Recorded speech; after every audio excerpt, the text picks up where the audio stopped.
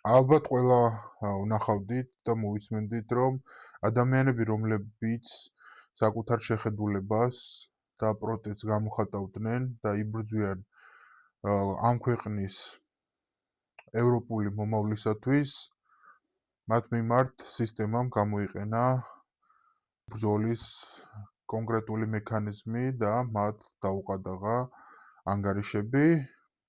თუმცა დღეს, როდესაც 21 საუკუნეში შეიძლება რომ ვალუტა არ იყოს მხოლოდ ქაღალდის კუპიურა და ციფრული ვალუტაც არსებობს, უნდა გვესმოდეს, რომ თუნდაც ამ ყადაღისგან არსებობს დაზღვევები, რომლებიც ყველამ უნდა გავითავისოთ და ნებისმიერი სანქცია, რომელიც წესდება სისტემის მიერ, რომელიც ჩვენთვის არის მიუღებელი, ამისთვის არსებობს გამოსავალი.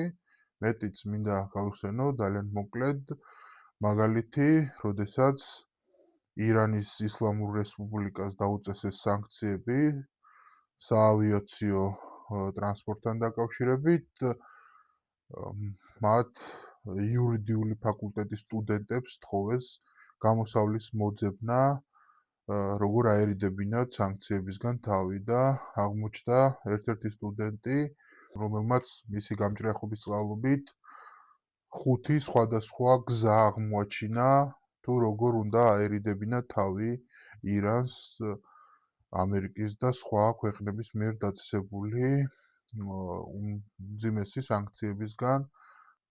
ამდენად ძალიან მნიშვნელოვანია, რომ ეს მაგალითი ყოველთვის კარგად გვახსოვდეს და თუ კი სისტემა მსგავს ბოროტ, გაუმართლებელ და ანტიკონსტიტუციურ მექანიზმებს იყენებს ადამიანების ჩაგვრისთვის და არ არსებობს შესაბამისად მისი მიმღებლობა საზოგადოებაში, საზოგადოებას უნდა გქონდეს მზაპასუხები თუ როგორ მოიქცეს.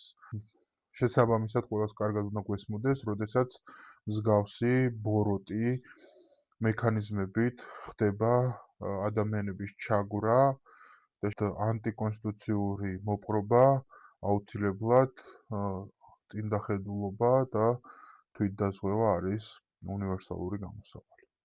გისურვებთ სამართლებრივ სახელმწიფოს.